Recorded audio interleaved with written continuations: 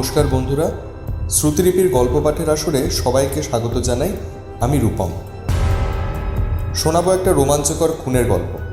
তার আগে বলে রাখি বন্ধুরা, এরকমই নানা রকম রহস্য, রোমাঞ্চ ও মজার গল্প শুনতে চাইলে সবার আগে আমাদের চ্যানেল শ্রুতিলিপিকে সাবস্ক্রাইব করে নিও, কারণ প্রতি রোববারই আমরা নিয়ে আসি দারুণ দারুণ সব গল্প। আর হ্যাঁ, চ্যানেল সাবস্ক্রাইব করে বেল আইকনটি প্রেস করতে একদম ভুলবে না। আবার আসছি আজকের গল্পে। আজকের গল্পটি লিখেছেন নির্বেদ রায়। থাকবো আমি রূপম, সাথে কুমার সাহেবের চরিত্রে থাকবে সোমনাথ চক্রবর্তী, সোমেশ্বরের গলায় অমিত কুমার বসাক, অশোকের ভূমিকায় প্রেমজিৎ সিং, সতীশের কণ্ঠপ্রদান করবেন ইমন সাহা এবং যজ্ঞেশ্বরের চরিত্রে অরুণাংশু দত্ত, সাথে কভার অ্যানিমেশনে ইমন সাহা। চলো তবে দেরি না করে শুনে ফেলি আজকের রহস্য রোমাঞ্চ কাহিনী খগনিশা, রচনা নির্বেদ রায়।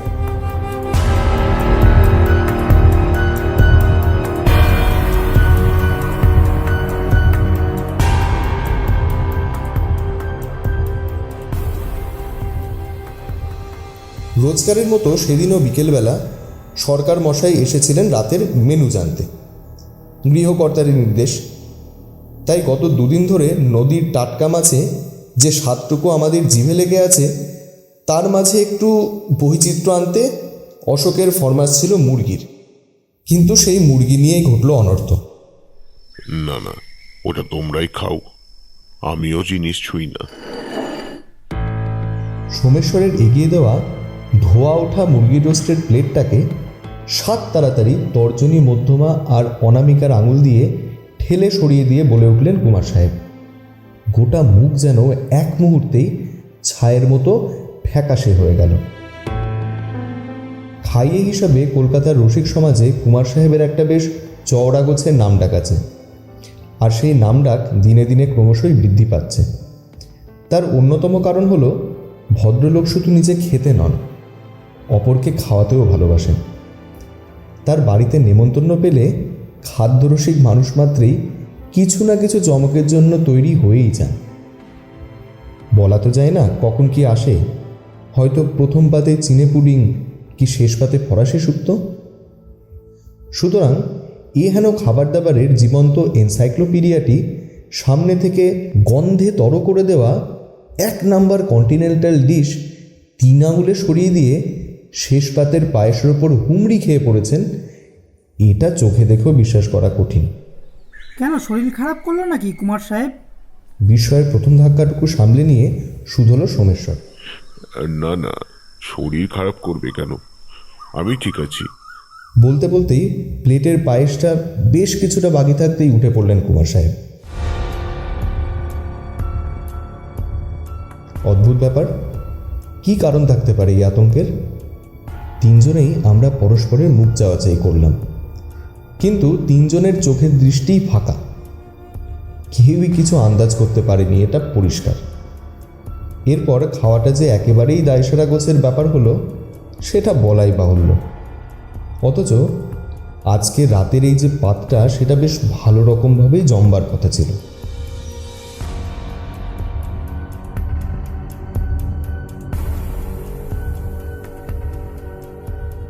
কলেজে গরমের ছুটি পড়ে যাওয়ার পর YMCর বিলিয়ার্ড রুমে খাওয়া দাওয়া সেরেই দুপুর 2টোর মধ্যে গিয়ে আমরা হাজির হতাম। 2:30-টের মধ্যেই একে একে সবাই চলে আসতো।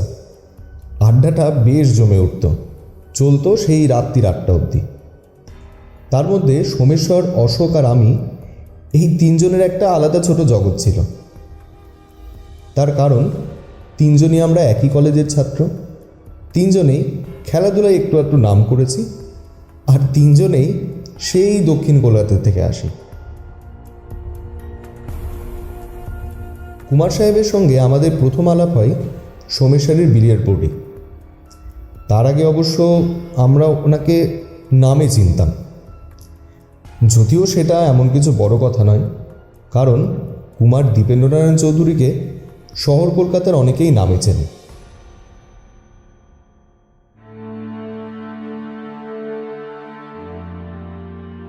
বাবু গৌরবের কলকাতায় অধিকাংশ বাঙালি জমিদার যখন বুলবুলি লড়াইয়ে বাজি ধরে, বিড়ালের বিয়েতে লাখ টাকা খরচ করে কি 1000 টাকার নোট বেঁধে ঘুড়ি উড়িয়ে ওই গাঙ্গেয় সমভূমির পুঁজির সঞ্চয় দ্রুত সংক্ষিপ্ত করে আসছেন, তখন ভবিষ্যৎ বংশধরদের সর্বনাশের ছবিটা যে কজন সামান্য সংখ্যক ভৌমিক কল্পনা করতে পেরেছিলেন, দীপেন্দ্রনারায়ণের পিতামহ দীনেন্দ্রনারায়ণ তাদের মধ্যে একজন।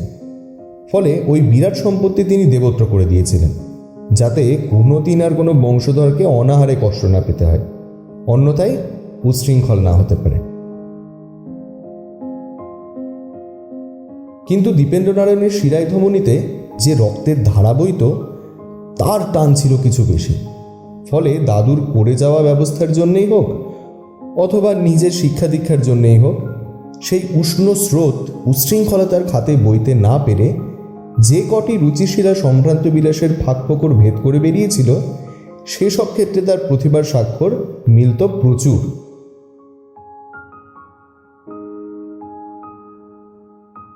বিলিয়ার্ডের টেবিলেও তার ব্যতিক্রম ছিল না। সোমেশ্বর আমাদের ব্রাঞ্চ চ্যাম্পিয়ন হয়েও মোটামুটি তাকে দর্শক সেজে যেতে হয়েছিল। কুমার সাহেবের কিউ জাদু লাঠির মতো সবুজ গালছে পাতার টেবিলের ওপর বল তিনটেকে নিয়ে যা ইচ্ছে তাই করছিল। হেরে যাওয়ার পর সোমেশ্বর বলেছিল, কুমার সাহেব, আপনার কাছে হেরেছি বলে তো লজ্জা নয়, লজ্জা এটাই যে উইলসন জোন্স কি মাইকেল ফেরারের মতো ভারতবর্ষ অন্তত আর একজন বিশ্ব চ্যাম্পিয়নের জন্ম দিয়েছিল, কিন্তু আমরা তাকে চিনতে পারলাম না। উত্তরে ঘর কাঁপিয়ে প্রাণ খোলা হাসি এসেছিলেন কুমার সাহেব।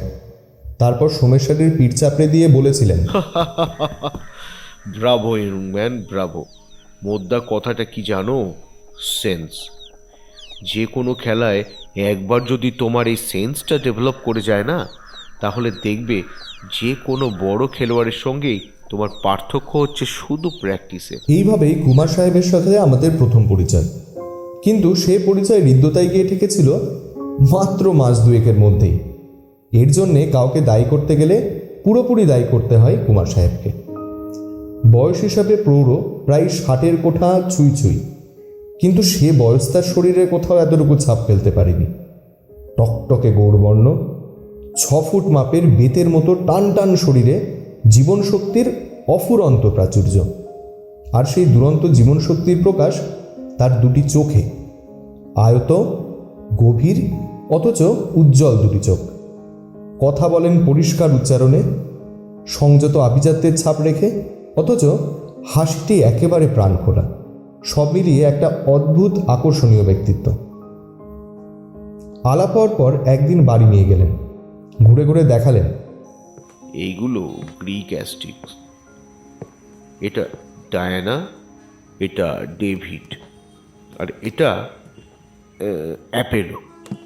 এইগুলো আমার শিকারী জীবনের স্মৃতি, বুঝলে? গৌরবের মাথা। ওই মোষটাকে দেখছো? ওটা ওয়াটার বাফেলো। এটা সম্বরের শিং, আর এটা চিতাবাঘের যে খড় পোড়া মূর্তিটা দেখছো, ওটা মেরেছিলাম হরিদ্বারের কাছে এক জায়গায়। চলো এবার তোমাদের আর্ট গ্যালারিটা দেখিয়ে আনি।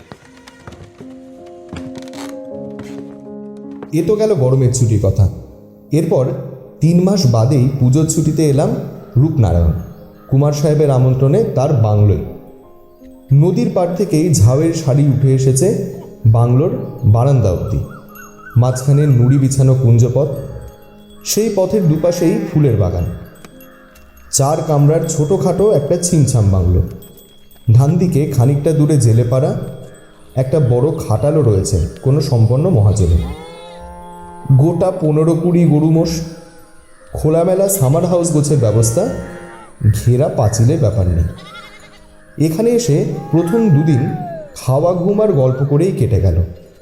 গল্প বলে মানুষকে জমিয়ে রাখার ক্ষমতা আমাদের গৃহস্বামীটির অসাধারণ, আর অফুরন্ত তার অভিজ্ঞতার ঝুলি, বিচিত্র থেকে বিচিত্রতর। তার মধ্যেই মাঝে মাঝে সকালবেলার দিকটাই একটু কাছাকাছি অঞ্চলে ঘুরে বেড়াতাম।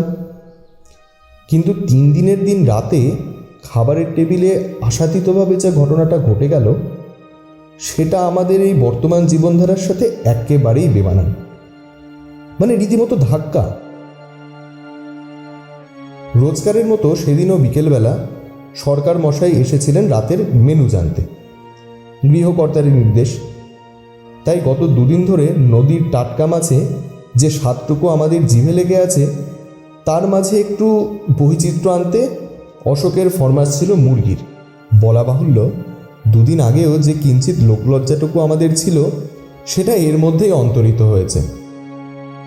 সরকার মশাই বোধহয় একটু আমতা করে একটা কিছু বলতে যাচ্ছিলেন, কিন্তু সেদিকে ভ্রুক্ষেপ না করে অশোক পাক্কা ভোজন রসিকের মতো বললে, দেশি মুরগি ব্রয়লার বা লেঘন যেন না হয়, একটু দেখবেন। কথা শেষ করে অশোক আর দাঁড়ালো না, চটিচোরা পায়ে গলিয়ে বলল, এই চল চল, নদীর ধারে একটু সানসেট দেখে আসি। আসলে সরকার মশাইয়ের পেছনে লাগার জন্য একটু নির্দোষ দেববি মাত্র, কিন্তু সেই মুরগি নিয়েই ঘটল অনর্থ। খাওয়া দাওয়ার পাট চুকিয়ে তিনজনে এসে বারান্দায় বসলাম। কারো মুখে কোনো কথা নেই।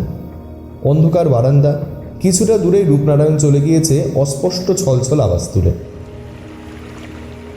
কয়েকটা জেলে ডিঙি পাড়ের ওপর শোয়ানো। পাড়ের উপরেই একটা চায়ের দোকান, দোকান না বলে ঝুপড়ি বলা সাজে আর কি। সেখান থেকে কেরোসিনের একটা টিমটিমে আলো দেখা যাচ্ছে। পাশের গোয়াল থেকে ভেসে আসছে মাঝে মাঝে গরুর গলার ঘণ্টার আওয়াজ।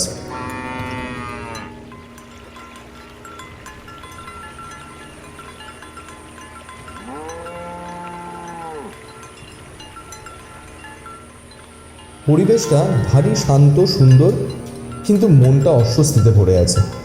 কোনো কথা বলতে ইচ্ছে করছে না। একটু দূরে বারান্দার কোণে ইজি চেয়ারে হেলান দিয়ে নিঃশব্দে পাইপ টানছেন কুমার সাহেব। বলকান সোভেরেনির মিষ্টি গন্ধ হাওয়া ভারী করে তুলেছে।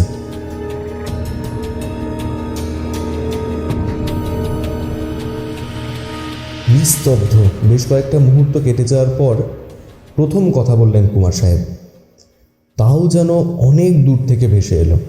বুঝতে পারছি তোমাদের খুবই খারাপ লাগছে, অস্বস্তি বোধ করছো। একটু থামলেন কুমার সাহেব। ঠিক এইভাবে ডিস্টার্ব করতে আমি একেবারেই চাইনি। আবার বেশ কিছুক্ষণের নিস্তব্ধতা, তারপর শুরু করলেন আবার। কিন্তু খাবারের এই প্রিপারেশনটা যেন আমাকে একটা ধাক্কা মারল। আমি কিছুতেই নিজেকে কন্ট্রোল করতে পারলাম না। আসলে একটা ঘটনা তোমাদের আজ বলতে কোনো বাধা নেই, তবে এই ঘটনার কথা আর কাউকে আমি বলিনি, প্রয়োজনও হয়নি বলার। সনটা বোধহয় ওই 1941 সাল। পূর্ব রণাঙ্গনে যুদ্ধ তখনও ছড়িয়ে পড়েনি। বন্ধু সতীশচন্দ্রের সঙ্গে বেড়াতে গিয়েছিলাম পূর্ব বাংলার বাখরগঞ্জে। সতীশচন্দ্ররা উত্তর শাহবাজপুরের সম্পন্ন জমিদার।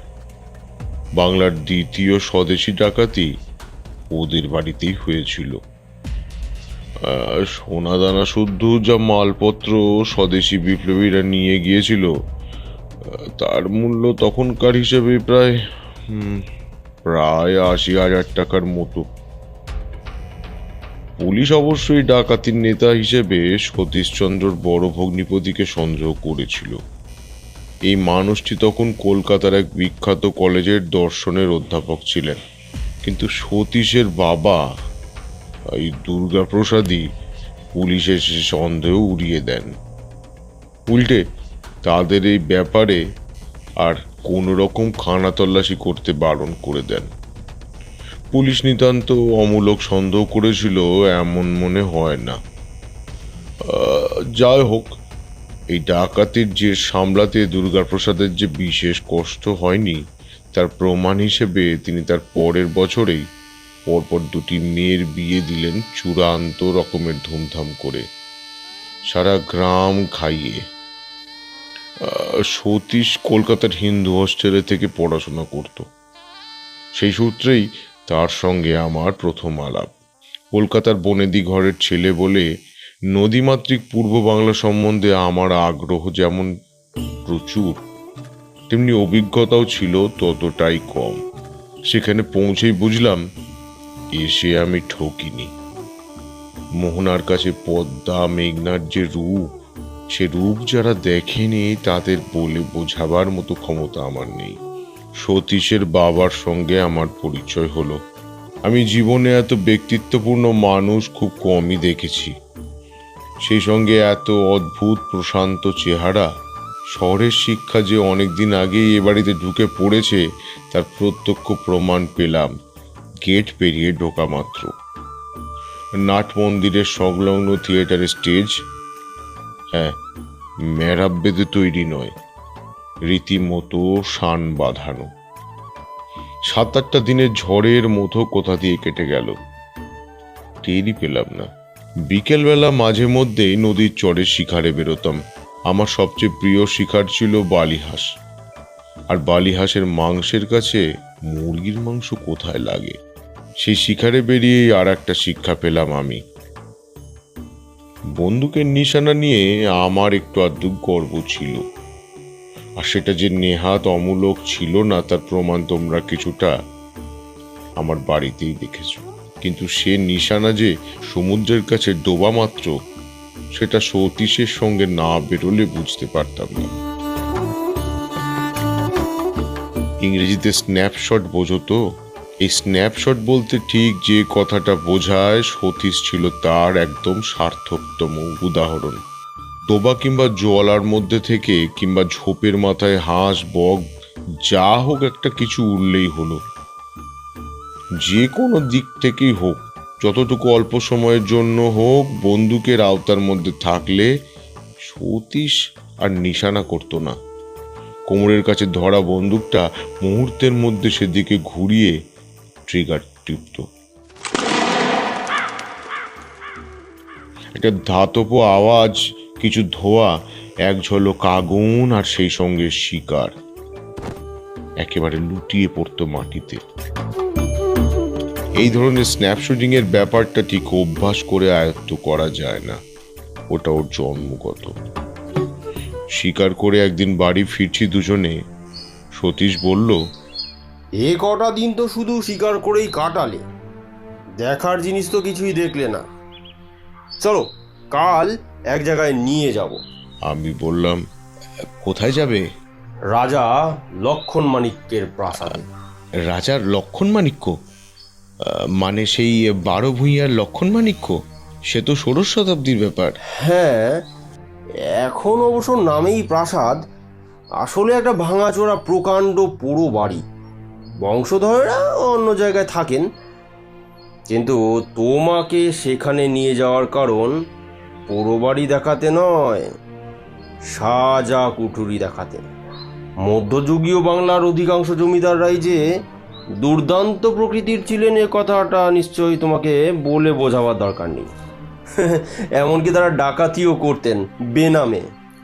আর 12 ভূঁইয়াদের যে ছিপ নৌকার সারি পদ্মা মেঘনা ভৈরবের বুকে দুরন্ত গতিতে টহল মারত, সে শুধু সীমান্ত পাহারা দেওয়ার জন্য নয়। তাছাড়া তখন চরের বুকে গঞ্জের ধারে যেসব প্রজারা বাস করত, তাদের মধ্যে অনেকেই জমিদারের লেঠেলকে রেয়াত করত না। খাজনা চাইতে এলে উত্তর দিত লাঠি সরকির মুখে। তাই এত সব দিক বজায় রেখে জমিদারি টেকাবার জন্য তৈরি করা হয়েছিল ওই সাজা কুঠুরি। আর সেই কুঠুরিতে লক্ষণ মাণিক্য আমদানি করেছিলেন বিচিত্র সব শাস্তি দেওয়ার প্রথা পদ্ধতি। তার মধ্যে বাঁশডলা থেকে শুরু করে এই ইংরেজি এক্স অক্ষরের মতো দুটো আড়াআড়ি কাঠে অপরাধীকে বেঁধে চাবুক মারার ব্যবস্থা তো ছিলই, কিন্তু এগুলো নিতান্তই সাবেকি। আশ্চর্য হচ্ছে লৌহ ভীম। লৌহ ভীম মানে সেই মহাভারতের লৌহ ভীম, যেটা কিনা ধৃতরাষ্ট্র চূর্ণ করেছিল? না বন্ধু, এ ভীম একেবারেই ভারতীয় নয়, খাস পর্তুগিজ। পর্তুগিজ? পর্তুগিজ ভীম মানে? লক্ষণ মাণিক্য ছিলেন ভুলুয়ার রাজা, আর তখন ভুলুয়ায় পর্তুগিজদের অবাধ যাতায়াত। সুপুরি মশলা সব কিনে নিয়ে ব্যবসা করতো তারা। হুগলি আর ওইদিকে সপ্তগ্রাম ছিল তাদের মূল কুঠি। পরে শাহজাহান তার সেনাপতি কাসেম খাঁকে পাঠিয়ে সেটি ভেঙে দেন। কিন্তু তার আগে পর্তুগিজ বণিকদের সঙ্গে লক্ষণ মালিকের লেনদেন ছিল বলেই মনে হয়। তাদের কাছ থেকেই ওই লৌহভীম জোগাড় করেন তিনি। যন্ত্রটার আসল নাম ছিল কিন্তু আয়রন ভার্জিন, মানে বাংলায় লৌহ কুমারী বললেই বোধহয় ঠিক হবে। কিন্তু লক্ষণ মাণিক্যের যন্ত্রটায় মেয়ের আদলের চেয়ে পুরুষের আদলটাই বেশি, তাই ওই নাম। কিন্তু আদল বড় কথা নয়। ততক্ষণে আমরা প্রায় বাড়ির কাছাকাছি এসে পড়েছি। সূর্য অনেকক্ষণ ডুবে গেলেও সন্ধ্যের অন্ধকারটা তখনও একটু ফিকে হয়ে আছে। মাথার উপর দিয়ে কি যেন একটা ছায়া দ্রুত উড়ে যাচ্ছিল। চকিতে সেদিকে তাকিয়েই বন্দুক তুলে সতীশ গুলি চালালো। নিস্তব্ধ মাঠের উপর গুলির আওয়াজটা প্রচণ্ড শোনালো, আর উড়ে যাওয়া ছায়ামূর্তিটা আকাশে গোটা দুই চক্কর খেয়ে ছিটকে এসে পড়ল খানিকটা দূরে মাটির উপর। অসাধারণ কি! আমি জিজ্ঞাসা করলাম, কি মারলে ওটা? জানি না, চলো গিয়ে দেখি। টিয়াগোছে কিছু একটা হবে বোধহয়। আজ দুটো শট মিস করেছিলাম, তাই একটু প্র্যাকটিস করে নিলাম। মন্দ হয়নি, কি বলো? এগিয়ে গিয়ে দেখলাম সেটা টিয়া নয়, একটা পেঁচা। মুখ থুবড়ে মাটির উপর পড়ে আছে। গুলিটা ঠিক তার পেটের কাছে লেগেছে। আমি বলে উঠলাম, খেটে খুঁটে একটা হাত বানিয়েছো বটে, না বলে আর পারলাম না। কিন্তু তাই দিয়ে শেষ পর্যন্ত একটা পেঁচা মারলে তুমি? হঠাৎ একটা তীক্ষ্ণ আওয়াজে মাথা তুললাম। আমাদের মাথার উপরে আর একটা ছায়া চক্কর মারছে। সতীশ আবার বন্দুক তুলল বটে, কিন্তু তার আগেই পাখিটা বিপদ বুঝে পালিয়ে গেল। পালিয়েছে? কি বলো তো, এটা হলো ওই জোড়ার মর্দাটা, বুঝলে তো? বলে উঠল সতীশ। ততক্ষণে বাড়ির সদরে আলো হাতে লোকজন বেরিয়ে এসেছে ওই গুলির আওয়াজ পেয়ে। দূর থেকে আমরা সাড়া দিলাম, এই আমরা আরে আমরা। সেদিন ঘুমোবার আগে পর্যন্ত লক্ষণ মাণিক্যের ইতিহাস শুনেই কাটলো আমাদের।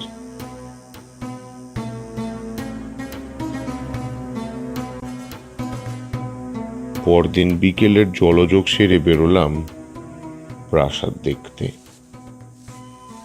নেহাত কম দূর নয়, হাঁটা পথে প্রায় ঘন্টা খানেকের পথ। অবশ্য সতীশের কোনো দোষ নেই, ও গাড়ির ব্যবস্থা করেছিল। আমিই বারণ করলাম, এখানে না হাঁটলে আর হাঁটবো কোথায়? প্রাসাদের কাছে যখন এসে পৌঁছলাম তখন সূর্য প্রায় ডুবে এসেছে। একসময় প্রকাণ্ড চক জিলানো বাড়ির কঙ্কালটাই শুধু পড়ে রয়েছে। বিরাট বিরাট ঘর, থাম, দালান মিশিয়ে সে এক এলাহি ব্যাপার। তবে পোড়ো বাড়ি একটু বেশি ফাঁকা ফাঁকা আর প্রকাণ্ড বলে মনে হয়। লোকজন থাকলে অতটা মনে হয় না, বুঝলে। লক্ষণ মাণিক্যের রাজধানী এখানে ছিল না, তবে এই প্রাসাদে তিনি প্রায় এসে থাকতেন।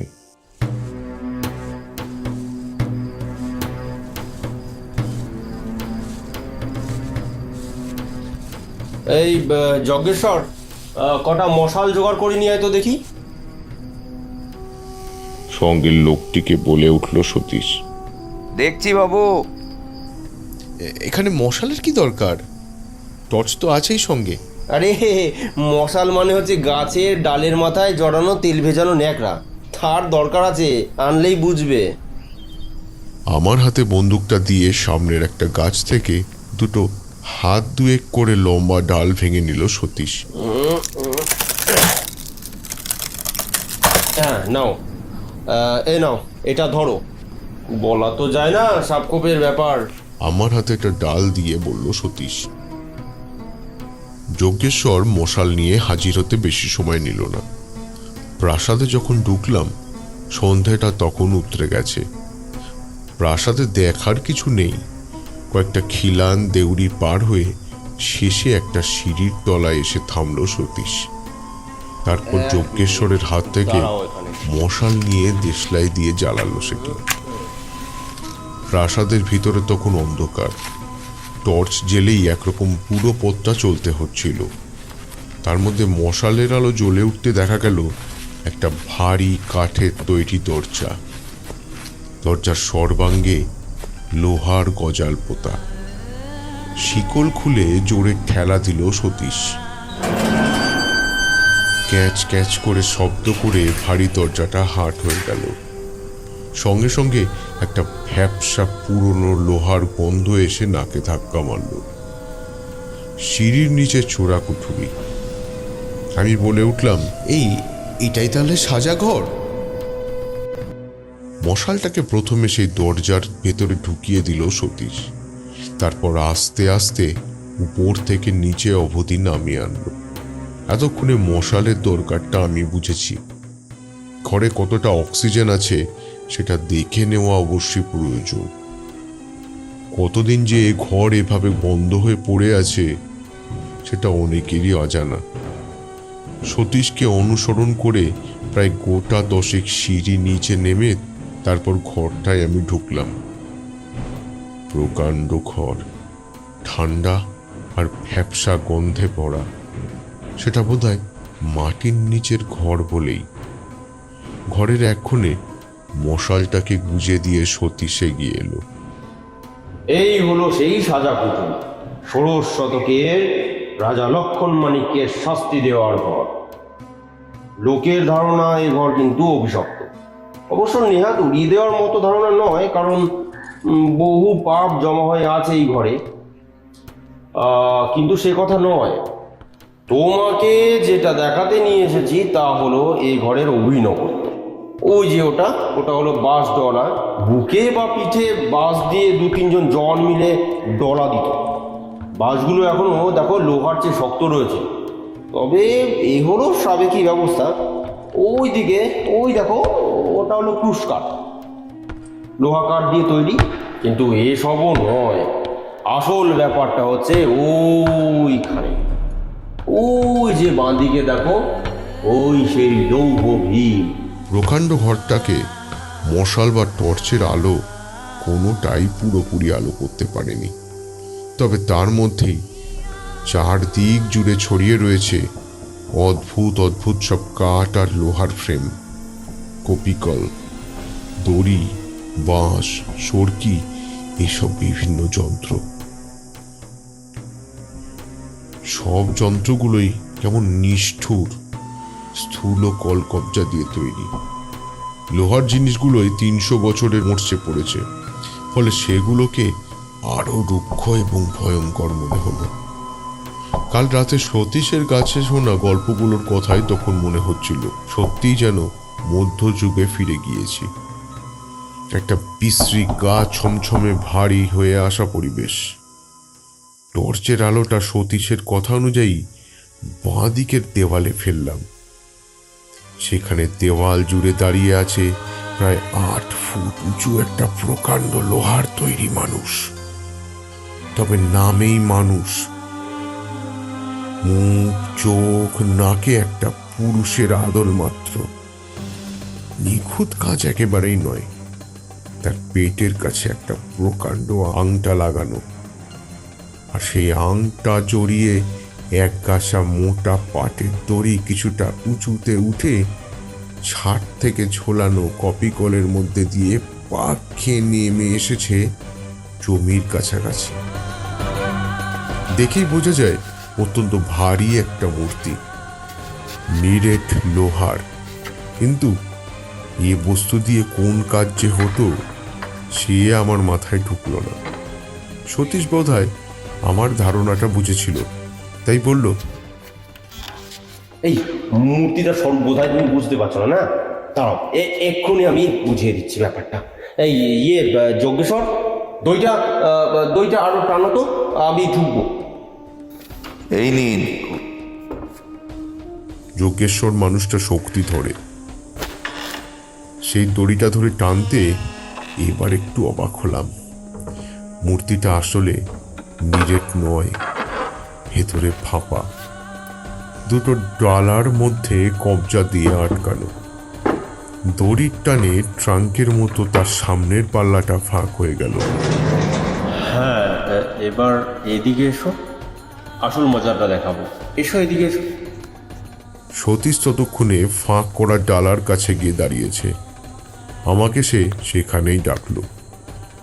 পায়ে পায়ে এগিয়ে গিয়ে যে ব্যাপারটা দেখলাম সেটা মোটেই মজার ব্যাপার নয়। সামনের ডালার ভেতর থেকে উপর থেকে নিচ পর্যন্ত প্রায় গোটা 50 বিরাট বিরাট লোহার গজাল বেরিয়ে এসেছে। এই যে নিচের ডানাটা, এটার মধ্যে মানুষটাকে হাত পা বেঁধে ঢুকিয়ে ওই কপিকলের মধ্য দিয়ে আস্তে আস্তে দড়িটা আলগা দিতে শুরু করতে হবে। সঙ্গে সঙ্গে গজালগুলো তার সর্বাঙ্গে ফুটতে থাকবে। প্রথমে আস্তে আস্তে, তারপর ক্রমে জোর বাড়ানো হয়। শেষ পর্যন্ত তাতেও ফল না হলে দড়িটা ছেড়েই দেওয়া হয়। ব্যাস, গজালগুলো হাড় পর্যন্ত ফুটো করে পিঠ দিয়ে বেরিয়ে যায়। পরে একসময় ভীমের গহ্বর থেকে লাশটাকে বের করে ভাসিয়ে দিলেই হয়ে গেল। দাঁড়াও 1 মিনিট, ব্যাপারটা তোমাকে হাতে কলমে বুঝিয়ে দিই। এই যজ্ঞেশ্বর, দড়িটা আরও টানো তো, আমি ঢুকবো। না না, তার কোনো দরকার নেই, আমি বুঝতে পারছি।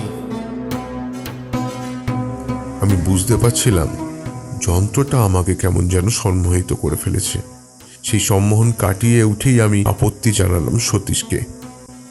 আমার ভরার ভঙ্গিতে শুধু সতীশ নয়, যজ্ঞেশ্বরও হেসে উঠল।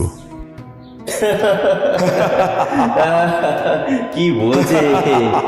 বাবু ভয় পেয়েছেন বুঝি? কিচ্ছু ভয় নেই, ছোট বাবু ভেতরে ঢুকবেন না। কিন্তু সতীশ কি আর সে কথা মানে? হাসতে হাসতেই সে ভীমের খোলে ঢুকে পড়ল। নে যজ্ঞেশ্বর, এবার দড়িটা ছাড় একটু আস্তে আস্তে। হ্যাঁ বাবু, ছাড়ছি। যজ্ঞেশ্বরের শক্ত মুঠোয় ধরা দড়িটা একটু একটু করে এগোতে লাগলো, আর পাল্লাটাও ধীরে ধীরে বন্ধ হতে লাগলো। ক্যাচ ক্যাচ করে মরচে ধরা কবচাটার আওয়াজ উঠেছিল সেই সময়। আমার ঘোরটা বোধহয় তখনও কাটেনি, কাটলো সতীশের কথায়। এই দেখো, এবার গজালগুলো প্রায় আমার শরীর ছুঁয়েছে। বড় জোর ইঞ্চি 2 বাকি। এইরকম পরিস্থিতিতে না ঘেরা করা শুরু হয়, বুঝলো তো? আর কি কি কথা সতীশ যে বলেছিল সেগুলো আমার কানে ঢুকছিল না, কারণ আমার চোখের দৃষ্টি তখন যজ্ঞেশ্বরের পিছনে দুটো জ্বলন্ত কয়লার মতো গোল বস্তুর উপর গিয়ে পড়েছে। ও দুটো কি চোখ? ও কিন্তু কিসের চোখ? ও তো বেড়ালের নয়। না, বেড়ালের চোখ তো ওরকম হয় না। তাহলে ও দুটো কি? অন্ধটার কথার মুখ ফুটে বেরোতে পারল না। তার আগে তীক্ষ্ণ এক চিৎকার করে একটা ধূসর রঙের শরীর ছিটকে এসে পড়ল যজ্ঞেশ্বরের মুখের উপর, আর তার সঙ্গে সঙ্গে নখ আর ঠোঁটের আঘাতে খুবলে নিল তার চোখ।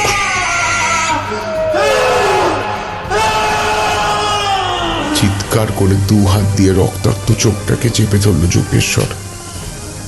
আর তার ফলে কি ঘটতে যাচ্ছে সেটা বুঝে আমি প্রচন্ড আতঙ্কে লাফ দিলাম দড়িটাকে লক্ষ্য করে।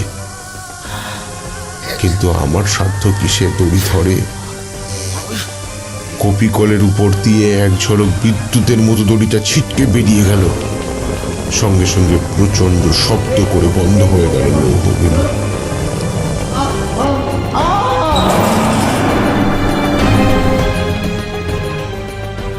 একটা চিৎকার করার মতো সুযোগ পাইনি সতীশ। পাথরের মূর্তির মতো দাঁড়িয়ে রইলাম আমি। তারপর চমক ভাঙল আর একটা বিশ্রী আওয়াজে। তাকিয়ে দেখি লোহার মূর্তিটার উপর ঘুরে বেড়াচ্ছে সেই ধূসর রঙের মদ্দা পেঁচাটা। তার চোখ দুটো তখনও জ্বলছে আগুনের গোলার মতো। বন্দুকটা তুলে নিয়ে আমি গুলি চালালাম। নিশানা ভুল হবার কথা নয়, হলোও না। বুকে গুলি খেয়ে ছিটকে পড়লো পেশাটা। তারপর অনাবশ্যক হলেও আর একটা গুলি চালালাম আমি বন্দুকটা থেকে, একেবারে শয়তানটার গায়ে ঠেকিয়ে। কয়েকটা মাংসের ঠেলা আর রক্ত ছিটকে পড়লো ঘরটার মধ্যে।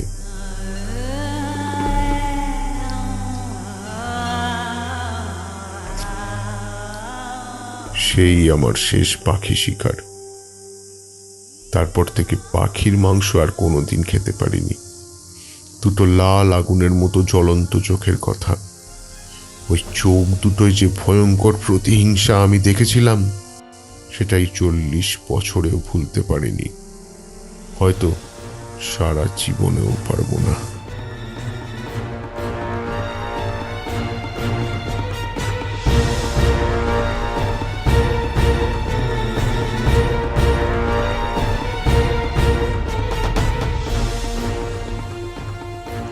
শ্রুতিলিপিতে এতক্ষণ শুনলেন নির্বেদ রায়ের লেখা হত্যা রহস্য গল্প খগনিশা।